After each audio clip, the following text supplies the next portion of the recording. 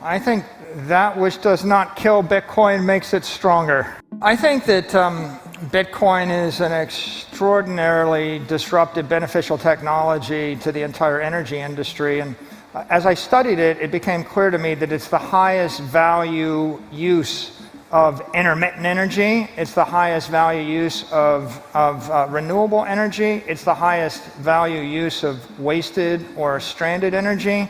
And it's just the highest value use of energy, period. And it's a solution to developing power plants in remote locations. It's a solution to driving up efficiency of plants and driving down cost. And it's a solution to solving any kind of challenging energy problem. And I think as the world understands it, they're going to embrace it. I think Bitcoin is the most efficient use of energy that the human race has yet come up with.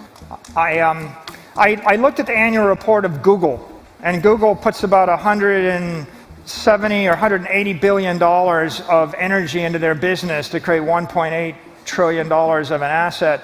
Bitcoin puts $4 billion of energy and capital investment to create an $800 billion asset. So Bitcoin, you put in $1, you get out $200. Google, you put in $1, you get out $10. I studied the entire S&P index and all the annual reports. You put in $1, you get out $4. If you look at a bank, JP Morgan, they spend $1 to generate $3.8 of value. And if you study an airline, they put in $1 to get out 40 cents. So Bitcoin is, it's some 20 times more efficient than Google, and it's 50 times more efficient than a normal company, and it's 500 times more efficient than real energy producers. And I think Bitcoin miners are underappreciated. I mean, they're the path they're the first line of defense against the entire network. They're securing the network. And the way that Bitcoin mining works is they're finding the jurisdiction that has the most political support. So Bitcoin miners are finding political capital. They're finding energy capital. They're finding the cheapest energy. They're finding engineering capital. They're engineering these beautiful Bitcoin mining centers that are heat engineered, very complicated. They're finding technical capital in terms of semiconductors and ASICs. They're putting all that together with the raw energy in order to provide the security to the network, and they're migrating continually to the cheapest power, the most supported political jurisdiction, and they're instigating upgrades in the technology. And they're doing that dynamically without being told to do it, to the benefit of everyone in the entire ecosystem. I think that's really a beautiful thing. When you say Bitcoin is savings technology, in a world where everyone's dissipating their energy, the most rational thing is to conserve yours. And so Bitcoin is conservation of energy. You can store your life force in fiat, and you're going to lose 1% to 2% a month. You might lose 4% a month in a collapsing currency or faster. You can store all of your economic energy in credit, and that's not much better. You can store it in equity, but then you take the risk of a company, and you never know when. Like, look what just happened to AMC yesterday, right? Right. If you're going to store your money in AMC or Viacom or Bitcoin, at least Bitcoin has no CEO to print 10 million more Bitcoin overnight, whereas that might happen with an equity. So when we talk about an escape hatch, if you're looking for a safe haven, I see Bitcoin as the most secure, most reliable, most certain thing in the entire economic universe. And if you're looking for some place where you can store your life force or your economic energy, there's no real question. Before we continue, help us by smashing that YouTube like button and subscribe now to this channel. This shows the algorithm that you value the information, and it helps us spread this message. Sharing is caring. Please like and subscribe now. Thank you. And now, let's continue. Bitcoin, you can store it and take it with you wherever you want, or you can put it in land in a state subject to a governor, a mayor, a country, or you can put it on the stock exchange and you can worry about what the CEO or the board of directors will do the next day.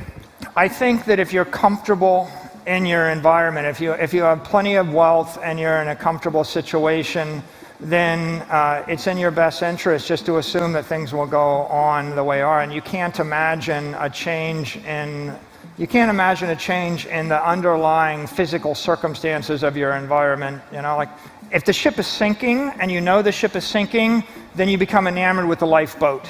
But if you don't know the ship is sinking and you've got the luxury cabin on the ship and someone comes and knocks on your door and says you got to run out and jump in the water right now, you think that it's a nagging problem.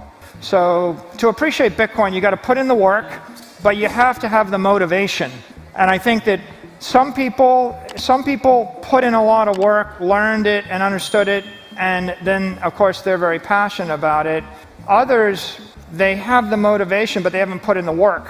And then a lot of people don't have the motivation, right? It's not going to change their life, and so they can't conceive of their worldview changing or sinking because they're just like whenever I see anybody criticizing, I say, well, what's your solution to people in Argentina?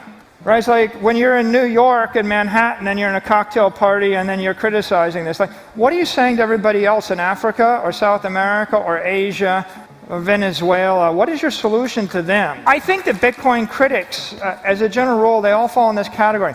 They all just criticize something that they don't understand that's new. And I've never seen a critic say, I hate Bitcoin. I think that people in the rest of the world should buy. No one says they should buy Apple stock to save their life savings in Africa to avoid having it be stolen by the local government. Nobody says that.